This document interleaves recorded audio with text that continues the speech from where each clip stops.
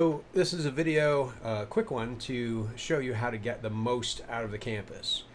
So of course you can use the campus as a giant library, and all of your courses are available on your homepage, and you can sort them or search them by a variety of different things, whether it's by instructor if you like a particular one, or by practice area, or you can search and type in a keyword, etc. But I want to give you a little more insight on how you might want to go through the campus in a more systematic manner. So first, let's just talk about the 9 practice areas. So first off, career blueprint is sort of the natural starting place, because what a career blueprint is why are you in this business? What is your long-term goal? What are you trying to accomplish other than just on a more tactical level, sell more art? And part of the reason people don't sell more art is because they haven't zoomed out to that level of what kind of career do I choose to have? In what way am I going to sell art? How am I going to package this up in such a way that my career is going somewhere beyond sort of just day-to-day, widget sales? So that's a natural place you might want to start if you're a start at the beginning kind of person. Not everybody is. Some people are like, look, right now what I have facing me is a couple of opportunities, and I need to know how to talk to people in order to take advantages of those opportunities. So then you want to focus on something like sales conversations. And the beauty of this campus is it allows you to jump right to that practice area and start taking those courses, sales conversations. But let's go back through and sort of say what each of these is and what sort of a natural order is. Some of you will jump around, some of you will be systematic, and some of you will do sort of a hybrid of the two. So career blueprint is sort of the starting area, right? And then after that, brand and marketing. Because once you sort of know why you're in this, what you're trying to get out of it, what the long-term picture is, what you're going toward, the next thing is, how do you tell that story? And how do you frame your art? And I don't mean that as a pun or literally frame it physically, but how do you position your art and your art practice in such a way that that story gets other people involved? So the career blueprint is sort of for you, but then beginning to communicate that as the story of your brand, and doing that through marketing is how you get other people into the boat, so to speak. So that's the next logical place to drive. And there are a few courses there that are tactical, using Twitter effectively, etc., an Instagram course, but most of the courses are more fundamental than that, in the sense that, look, you can always go to YouTube and get a course on how do I start a group in Facebook. There's going to be 3,000 of them and they're free. So it doesn't make sense for the campus to really duplicate that functionality, since it's ubiquitous. You can get it anywhere. You can be up and running in a few minutes. What very few people provide is an in-depth, sort of a deep dive into your brand as an artist and how you differentiate yourself from other artists beyond sort of the merely tactical tips and tricks sort of approach. And so that deeper building out a long-term business practice is what this campus is focused on, and that's why you're going to find brand and marketing paired together, and the courses to be a bit more involved and advanced than that. And I say advanced not to scare you off of them. They're not advanced in the sense of you got to take basics first. They're advanced in the sense that you can read a blog post and get a bunch of tips and tricks, but it's a Band-Aid on a larger issue. How do you go deep on your brand and make it work? So advanced in the sense that it's a true business course. Okay, so you have career blueprint and brand marketing. The next logical step when you have those is your sales strategy. Because your sales strategy breaks down to a lot of things. Not only what you're selling, and that's not all that clear. Somebody that sells paintings may not only sell paintings, they may sell ancillary product, they may sell prints, they may sell licensed paintings, they may decide to do paintings to the corporate market. There are all kinds of different sales strategies and approaches, and these can be mixed, matched, and combined so you don't have all your eggs in one basket. So knowing essentially what your business is and how you're going to configure it, knowing how you're going to tell that story, and then knowing how you're going to go about approaching sales, those are sort of core level courses and practice areas you want to zoom in on. And that's why there's the lion's share of our courses actually live in those 3 practice areas, and they're probably the place to start if you want to really go deep, get systematic, and build a lifelong working career out of this. Now, Uh, there are some other areas that are sort of, think of them a little bit like electives. They're where you need to zoom in. Everybody really needs, if they're a business owner or running an art business, a creative professional, a professional artist, everybody needs to deal with the finances. Everybody needs to think in terms of budgeting and profitability and how do you increase your profitability and lower your costs. How do you account for this stuff? So that's why financial is a key area, but it's also useful if you just want to, deal with some basic questions like how do you separate your personal from your business finances, etc. And then pivotal projects is an interesting area because what a lot of people do is they pursue their career as a sort of everyday practice, business as usual sort of approach. And very often, what makes the difference, you hear the old adage, and it's a cliche, and it's not really true. The old adage that, the successful artists are the ones that know people. Actually, I think the successful artists are the ones that get to know people, and the way they get to know people is they do something pivotal that gets a lot of attention and builds a lot of relationships, and we call that a pivotal project. And it's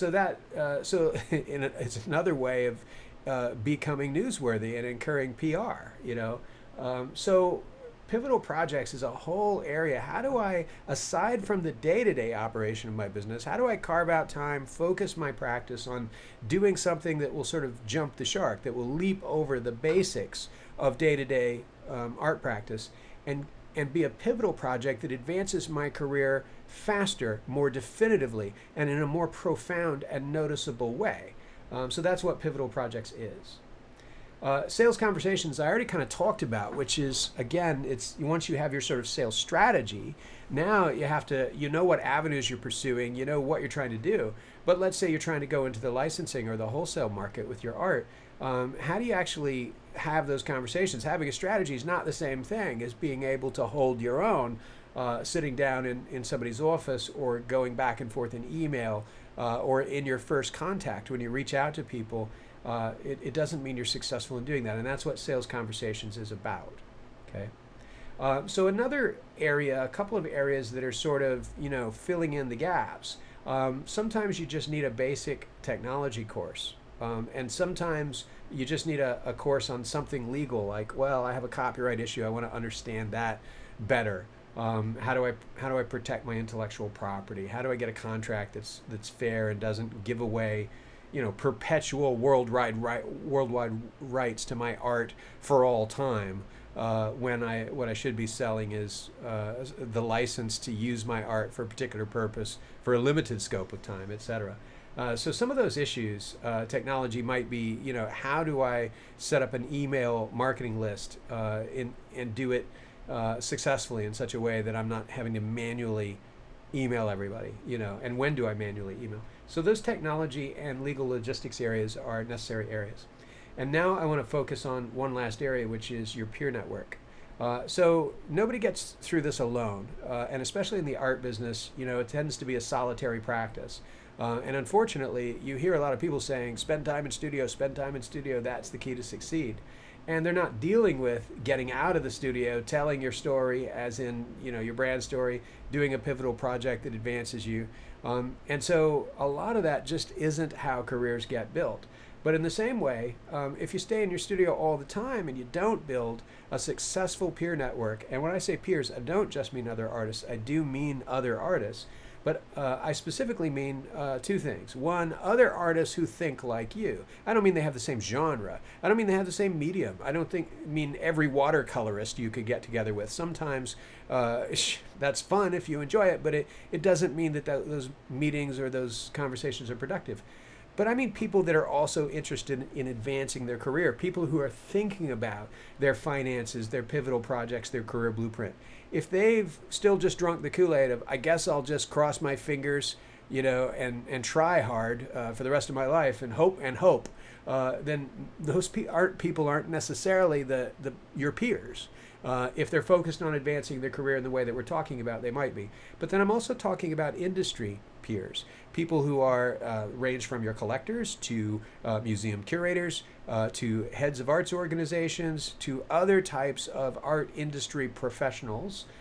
Throughout, it could be somebody that just ships or preserves art, depends. But having a wide network is actually the key determinant on how successful a career is. In fact, MoMA in New York did a study.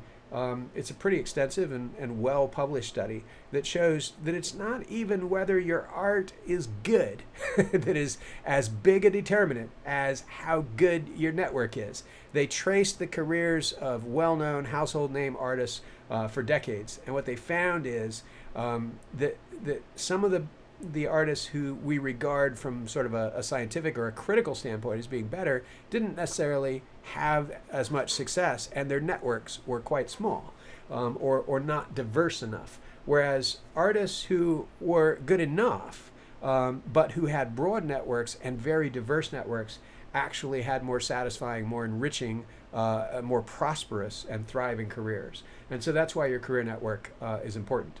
And where that particular practice area dovetails with beyond the campus with the Clark Healings Fund is our Thriving Artists group in Facebook, which if you're interested in this aspect of things, I encourage you to not only take these courses, but join that Thriving Artists group in Facebook and give us a shout out. Let us know you're there. So that's sort of an overview of, the basic practice areas, and you have to be the decider of whether you're going to go through systematically, or you're going to jump around, or you're going to do a little bit of both, etc. Now, if you're not an entrepreneur level member of the campus, meaning you don't have access to everything, then you have some basic courses here that are marked all members, and not all is lost though. Sure, you can't go as deep. But you can get one course in each practice area, and that can help you at least a significant way down the path. So, for instance, the Running an Art Business course is in the practice area called Career Blueprint. So we've given you something there to help you sort of advance it, right? And then, for instance, in the Pivotal Projects practice area, you have from business objective to project objective. We look at these as sort of elementary 101 courses. They're introductory courses to get your feet wet in each of those areas. And then also that allows you to make a decision about whether, hey, if this is good, if you like sort of the introduction, maybe you want to go ahead and jump off the diving board and experience what it's like in the deep end of the pool. And at that point, it's fairly inexpensive to become an entrepreneur. $99 a year, which is much cheaper than a Netflix subscription. Or if you are a member of one of our cohort organizations where it was included in something like your booth fee, etc., then you already have a year's worth of access. And the cool thing about being an entrepreneur is these courses are growing all the time. So right now you see a certain number of courses over in each practice area, but there will be more courses appearing in these practice areas. You'll see these numbers go up every year. So the nice thing is there's always something to learn as entrepreneurs, as business owners. And when we start thinking of ourselves as entrepreneurs and business owners, then applying the information and the insights that you get in a digital learning campus focused specifically on creative professionals and working artists, and specifically on art entrepreneurship and art business training, it becomes all the more practical and useful. Now, I'll say one other thing and then we'll wind this down, which is that when you're in a given course, so let's say you're in the Copyrights and Contracts course, if you still have things you want to talk about, let's go ahead and continue learning to get into this course. If you have things you want to talk about related to this, you can of course shout them out in the main community section of the campus, but you can also discuss them here, and you can bring them up, ask those questions, engage the audience, and find out, hey, has anybody else trademarked XYZ? Has anybody else seen a contract that says ABC? Is that reasonable in your point of view, etc.? Don't be shy about not just leveraging the recorded material, but leveraging the community that is here around that recorded material in the campus. Okay, that's a quick set of tips on how to get the most out of the campus. It's about the people and about the content as well. Now, I would encourage you also, if you're new to the campus, do two things, and we'll stop with this. Fill out your profile. Make sure that your profile has a picture of you and a write-up about your art, etc. And remember, keep it short and think about what the other person needs to hear. And the other thing is, find people who have done the same thing here, like Thomas Sunderberg. Follow those guys, connect with them, reach out and say hello. And that way you've got a cohort of people that are doing some of the same things as you are. So I'm going to do that now. I'm going to contact Thomas, and I'm going to say, glad you're in the campus. Welcome aboard. What brought you here? Question mark. And see, it's that easy to begin a conversation with somebody like Thomas. So I'd encourage you to do the same. Don't just go it alone in there, especially if you came with friends.